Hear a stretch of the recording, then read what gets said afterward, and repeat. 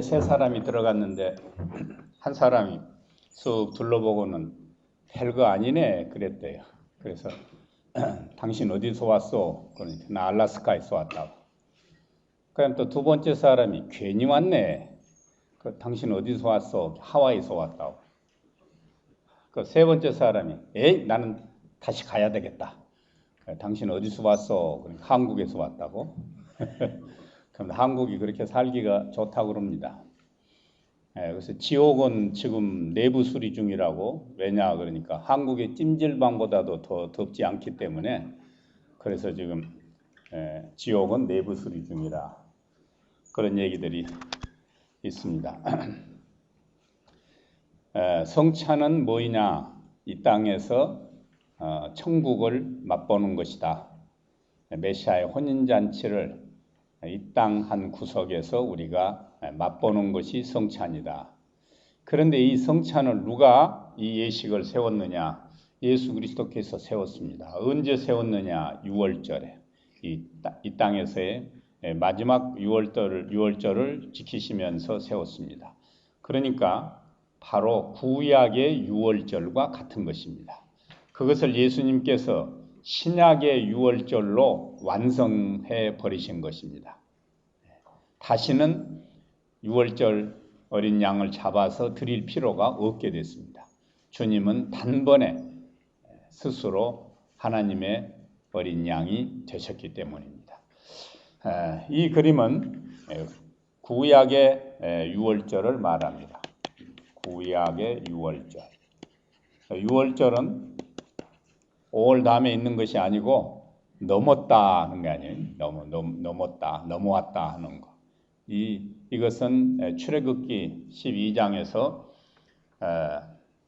양을 잡아서 피를 문설주와 문지방에 그렇게 바른 이스라엘 백성의 집은 장자의 죽음, 재앙이 넘어갔다 하는 그것을 이제 기념하는 것이 바로 이 6월절인데, 구약에서는 6월절을 지킵니다. 양을 드립니다. 물론 양을 드리지요. 네. 양을 잡아서 양의 피를 발랐기 때문에 그래서 6월절 여호와의 절기를 지키는데, 그 지키는 의도가 뭐이냐 그러니까 바로 우리를 애굽에서 불러내신 그 하나님 그 역사적 사건들을 다시 기억하는 거예요. 기념하라, 이게 원어로는 기억하라가 더 가깝다고 그럽니다. 기념하라가 기억하라가 더 가깝다. 그래서 지난 역사를 기억하고, 그리고 그것으로 끝난 것이 아니고 미래를 내다보는 거예요. 미래를 내다봐요. 어떤 미래냐? 다시가 아니고 오실 메시아. 그러니까 오실 메시아, 즉 다윗의 후손, 이거 다윗의 별이거든요. 다윗의 후손으로 오실 왕을 기다리고 내다보는 거예요. 정리하면은 여기 밑에 두 사람이 있습니다. 유대 백성들이 위에 있는 6월절 양을 잡아서 6월절을 기념하는 것은 과거에 하나님께서 자기들을 인도해 내신 그 구원의 역사, 해방의 역사를 기념하고 장차 올 다윗의 자손 이스라엘 왕을 기다리는 것. 그 다음에 신약의 6월절은 어떤 것이냐?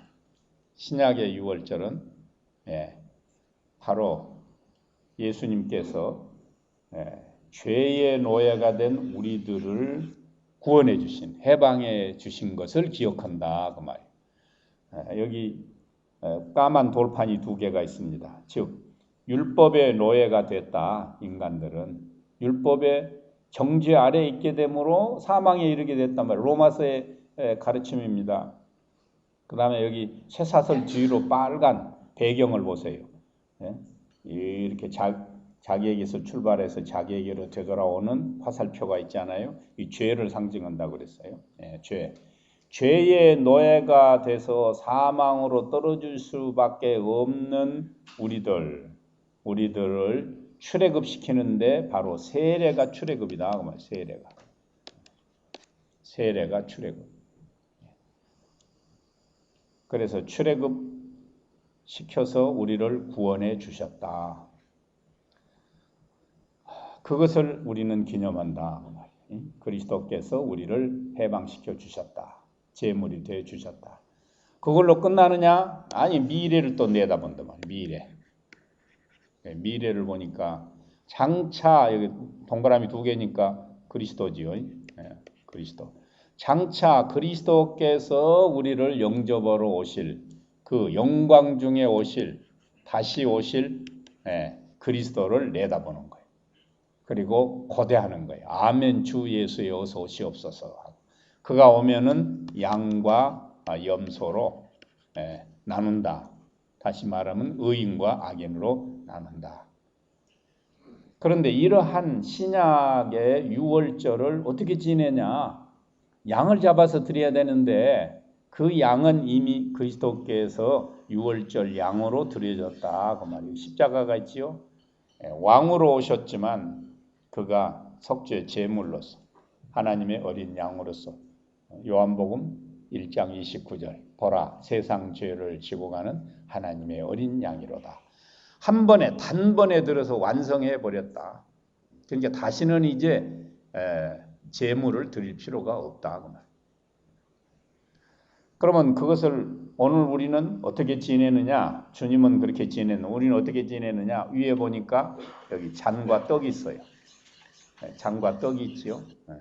성찬을 통해서 우리는 신약의 유월절을 기념하는 것이다. 그것을 우리는 성찬 예식, 성례 혹은 성만찬 여러 가지 말로 우리가 부른다 하는 걸 말합니다. 정리하면 그렇습니다. 우리가 구원받은 것을 기념하는 것은 성찬을 통해서 기념을 한다.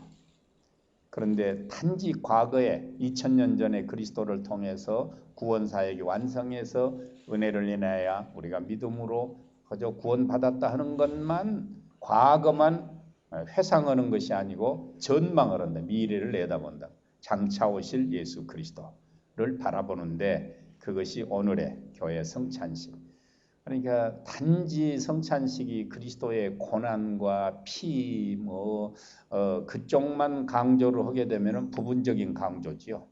더 적극적으로 주님은 지금 십자가에 달려 계시지 않거든요. 내려왔어요. 빈 십자가도 우리가 얘기를 해야 됩니다. 빈 십자가 뿐만 아닙니다. 무덤에 머물러 계시지 않습니다. 부활하신 그리스도, 육신은 하나님 우편에 계신 그리스도, 영으로 우리와 함께 하신 그리스도, 장차 영광 중에 오실 그리스도, 이렇게까지 내다봐야 이 성찬 예식이 구원받은 자가 기념하는 예식으로서 온전하지, 단지 피 살리 쪽만 하면서 훌쩍거리게 되면은 언제든지 한 부분만 얘기해서 구속사의 통전적인 것이 축소된다. 자, 그 16세기를 비롯한 그때에 서구에서는 그 예배당을 지을 때에 대개 이런 모습으로 지었다. 이런 모습으로 지었다고 하는 건 주님의 몸처럼 이렇게 설계를 한다. 그걸 말하는 거. 다 그런 건 아니지만 왜 그렇게 하느냐? 그러니까 우리가 바로 그리스도의 공동체고 그리스도가 우리 교회의 머리 되시기 때문에 그걸 상징해서 사도 바울이 얘기한 그런 거 그리스도가 교회의 몸이다, 또 방주다 하는 것에서 이게 사람이 손을 이렇게 또 혹은 십자가에 달려 있는 모습 같은 그런 모습으로 대개 설계를 한다 하는 걸 말합니다. 그러한 것은 우리가 그리스도의 피와 살을 받는다고 하는 것은 이 땅에서 성찬을 통해서 성례를 통해서 그리스도의 피와 살을 받아 그의 영적 임재 그리고 신비로운 연합을 이룬다 하는 것인데 이 부분에서 이 머리 부분을 좀 확대해 가지고 다음 그림에서 봅시다. 머리 부분을 확대하면은 이렇게 됩니다. 그러면 그런 그 주의 몸된 교회에서 성례를 통해서 우리가 구원받은 것을 기념하고 미래를 내다보는 것, 그 중심에는 예수 그리스도가 있지요. 왕이시면서 부활하신 예수 그리스도가 있습니다. 여기에 이제 떡이 있습니다. 떡이 있고 여기 잔이 있습니다. 이것도 예수 그리스도입니다. 떡도 예수님의 살이고 요한복음 6장. 이 잔도 예수님의 피입니다. 포도주가. 그러니까 가운데 있는 강단, 그것은 곧 예수 그리스도를 상징하는 것이다. 그러면 둘레로 둥그렇게 되어 있는 건 뭐이냐? 그리스도 중심의 공동체다. 공동체. 그리고 이렇게 출입문 같은 거 삐쭉삐쭉 나와 있는 거 있는데 이것은 가시관을 상징하기도 한다. 그걸 말합니다. 그러면 이 가운데 있는 네모, 이 강대상, 이것이 상징적으로 예수 그리스도를 상징한다고 했었을 때, 우리 어떤 교회에서는 강대상을 뭐 두 단으로 혹은 양쪽에 두 개로 뭐 그렇게 하지 않아요? 여기 설교단이 있고 여기 사회단이 있고 또 한 계단 아래 해가지고 성찬 이렇게 넣는 단이 있고 그럽니다. 그런데 말씀도 그리스도입니다. 말씀이 육신이 돼서 우리 가운데 거하셨으니까 말씀도 그리스도고 성찬, 떡도 그리스도고 잔도 그리스도입니다. 그런데 왜 분리하느냐 이거죠. 왜 분리하느냐. 그래서 요새는 하나로 하는 교회들이 많이 있습니다. 제가 가본 교회로서는 은광교회라고 있습니다. 통합축 은광교회. 그 이동준 목사가 심호하고 있지요. 그 은광교회는 그 여기다가 강대상 하나만 딱 놔두고 목사도 저기 앉아 있다가 딱 순서인들 밑에 앉아 있다가 순서 맡은 사람들이 올라오고 내려가고 그렇게 합니다. 그래서 하나로 합친 것이에요. 성찬이나 말씀이나 다 그리스도니까 하나로 한다. 순천에 세광교회가 있는데 거기도 통합책입니다. 이은식 목사가 심어다가 지금 전주로 왔습니다만 지금 다른 목사가 거기 후임으로 가 있는데 거기도 하나로 해놓고 아래 앉아 있다가 순서가 오르락내리락 하면서 이렇게 합니다.